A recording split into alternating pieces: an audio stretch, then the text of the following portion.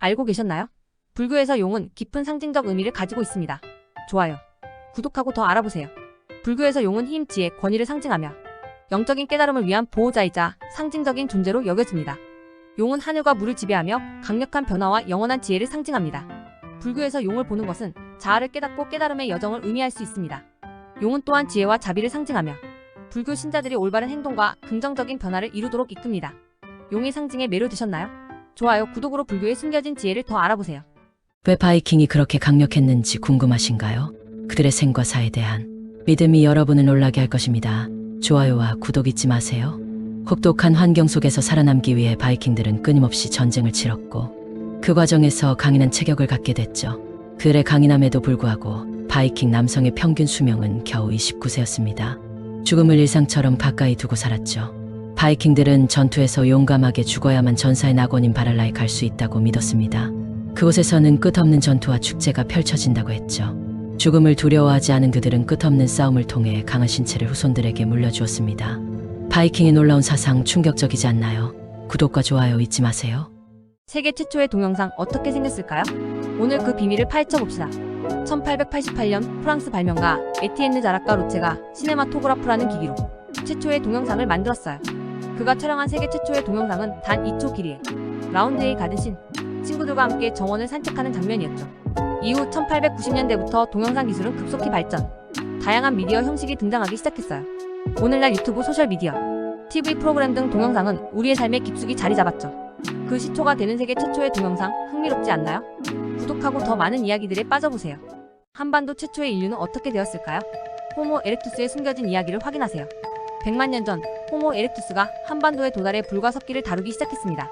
작은 무리로 생활하며 사냥과 채집, 그리고 주먹도끼와 같은 섭기를 이용해 생존했습니다. 불은 그들의 생존의 핵심이었으며 온기를 제공하고 맹수로부터 보호하며 음식을 익혀 먹을 수 있게 해주었습니다. 하지만 5만 년 전 새로운 종이 등장했습니다. 호모 사피엔스가 한반도에 등장하며 호모 에렉투스의 시대는 막을 내렸습니다. 호모 사피엔스가 어떻게 살고 멸종했는지 궁금하신가요? 좋아요, 구독. 그리고 고대 인류의 비밀을 밝혀보세요. 일본의 고대 역사 속에 숨겨진 한반도 도레인의 이야기 들어보셨나요? 신라 사람인 연호랑과 세오녀가 일본으로 건너가 태양신으로 숭배받았다는 전설이 있습니다. 한반도에서 온 도레인들은 금속기, 벼농사, 그리고 제천 문화를 일본에 전파했다고 하죠. 특히 신라에서 전해진 금속 세공과 농업 기술은 일본 고대 문화 발전에 큰 영향을 미쳤습니다. 현대 학자들은 이런 도레인들의 흔적을 탐사하며 그들이 일본 문화에 끼친 영향을 밝혀내고 있습니다. 한반도와 일본을 이어준 도레인의 숨겨진 이야기 계속 궁금하지 않나요? 일본 속 한반도의 흔적, 더 많은 이야기가 궁금하다면 구독과 좋아요 부탁드려요. 2000년 전 한반도에도 국제 항구가 있었다는 사실 알고 계셨나요? 그 비밀의 섬 늑도를 소개합니다. 작은 섬 늑도에서 만여 점의 유물이 발견되며 고대 국제 항구였다는 사실이 드러났습니다. 특이한 발견은 바로 사람과 개가 함께 묻힌 26개의 무덤이었는데 몇몇 개는 치료받은 흔적이 있었습니다. 늑도에서는 중국 종전, 일본 토기, 동남아 구슬까지 다양한 외래 유물들이 출토됐습니다. 이곳이 고대의 국제 항구였다는 증거죠. 늑도는 중국과 일본 사이에 위치해 고대 항해자들과 상인들의 중요한 중간 교착지였습니다. 풍부한 물과 음식, 편리한 지리 덕에 고대 사람들은 늑도에서 머물며 교류하고 무역했습니다. 고대 한반도에 숨겨진 역사가 궁금하다면 좋아요와 구독 잊지 마세요. 세계에서 가장 오래된 도시들을 탐험해보세요. 좋아요와 구독으로 더 많은 이야기를 함께하세요. 팔레스타인의 제리코, 약 11,000년의 역사를 자랑하는 세계에서 가장 오래된 지속적으로 거주된 도시입니다. 터키의 차탈회이크, 약 9,500년 전 설립된 밀집된 가옥과 벽화로 유명한 신석기 시대의 대규모 정착지입니다. 불가리아의 플로브디프, 약 8,000년 전부터 사람들이 살아온 트라키아 문명의 흔적이 남아있는 유럽에서 가장 오래된 도시 중 하나입니다. 시리아의 알레포, 약 7,000년의 역사를 지닌 고대부터 지금까지 계속된 거주지이자 중동의 중요한 요충지입니다. 이 고대 도시들 신기하지 않나요? 더 많은 이야기를 원한다면 좋아요와 구독을 잊지 마세요. 알고 계셨나요? 화성에는 많은 이들이 모르는 비밀이 숨겨져 있습니다. 좋아요, 구독 누르시고 그 비밀을 함께 알아보세요. 화성은 정약용의 놀라운 발명품 거중기를 이용해 건축되었습니다. 이로 인해 축성이 혁신적으로 이루어졌죠. 소원성이 아닌 화성입니다. 화성이라는 이름은 효와 덕행이 꽃피는 도시를 상징하며 정조가 직접 지은 이름입니다. 한국 전쟁 동안 파손된 화성은 화성 성역 위계를 바탕으로 세심하게 복원되었습니다. 다른 성들과 달리 화성의 인부들은 정당한 임금을 받았으며 그들의 이름과 임금이 울기에 기록되었습니다. 우리 문화 유산의 비밀에 흥미가 생기셨다면 좋아요, 구독, 그리고 댓글로 여러분의 생각을 공유해주세요. 고대 한국에도 미모와 재능을 겸비한 선발대회가 있었다는 사실 알고 계셨나요? 신라의 엘리트 전사, 화랑을 만나보세요. 신라에서 화랑이 되기 위해서는 고운 얼굴과 하얀 피부가 필수 조건이었죠. 미모가 용기만큼이나 중요했답니다. 하지만 화랑들은 단지 외모만이 아니라 무술훈련과 유교 및 불교 교육도 받았으며 주로 승려들에 의해 지도되었습니다. 흥미롭게도 화랑들은 전투에 나설 때 화장을 하기도 했습니다. 미와 용기를 전장에서 함께 선보인 셈이죠. 화랑들은 승려들로부터 지도받으며 전투뿐만 아니라 리더십을 키우는 훈련을 받아 신라의 지도자로 성장했습니다. 이런 이야기에 흥미가 있으시면 좋아요와 구독 눌러주시고 숨겨진 이야기들을 더 알아보세요. 역사는 단순한 연대기가 아닙니다. 관점의 차이죠. 좋아요, 구독, 그리고 역사의 융합과 분열을 탐구해보세요.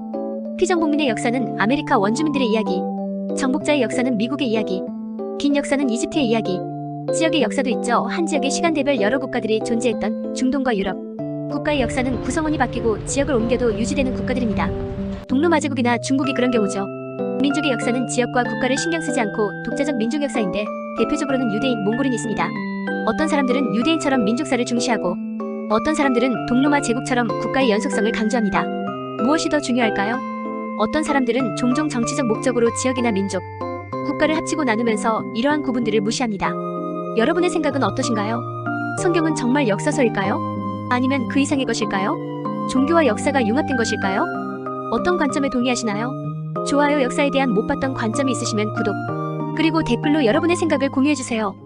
일하지 않는 사람. 왜 이렇게 실업자가 많을까요? 좋아요, 구독, 그리고 댓글로 중요한 문제에 대한 의견을 공유해봐요. 2024년 6월, 대한민국에서 237만 4천 명이 쉬고 있다고 보고했으며 이는 전체 5,100만 인구의 약 4.6% 노동인구인 20-30-40대의 20%에 육박할 정도입니다. 최저임금이 상승하면서 많은 젊은이들이 알바와 정부 지원금으로 충분히 살 수 있는데 왜 공부하고 자격증 따고 취직해야 하냐고 질문하고 있습니다. 소상공인들은 일손 구하기가 힘들어지면서 사업 실패로 이어지고 높은 인건비로 젊은이들은 창업을 주저하고 있습니다. 문제는 일을 하지 않는 사람들뿐만 아니라 정부의 최저임금 인상이 노동시장을 어떻게 바꿔놓았는지에 대한 것입니다. 시장에 대한 정부 개입이 문제의 원인일까요? 좋아요, 구독, 그리고 의견을 댓글로 남겨주세요. 세계 최초의 변호사. 세계 최초의 변홍사가 한국에서 시작됐다는 사실 알고 계셨나요? 좋아요와 구독으로 더 많은 흥미로운 사실들을 알아보세요. 변홍사는 인도, 동남아시아, 중국에서 시작됐다고 알려졌지만 최근 발견은 다른 이야기를 전해줍니다. 1998년 한국 청주에서 고고학자들이 발견한 벽시는 무려 1만 3천 년 전 것으로 이전에 알려진 것보다 수천 년이나 더 오래된 것입니다. 이 발견은 쌀의 기원에 대한 세계적인 인식을 크게 바꿨고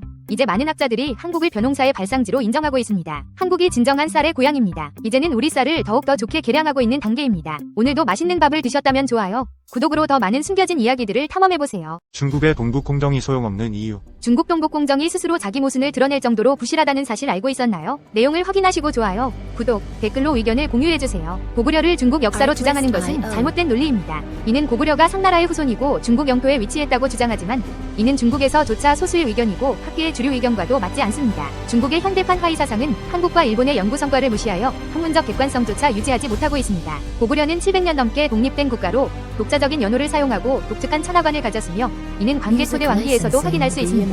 아래가 말갈국가라는 주장은 근거가 부족합니다. 말갈이라는 명칭은 단지 당나라에서 변방 주민을 낮춰 부른 비칭에 불과합니다. 이처럼 중국의 역사적 주장은 사료에 의한 객관적 연구에 무너질 수밖에 없습니다. 좋아요, 구독, 댓글로 동북공정에 대한 생각을 공유해주세요.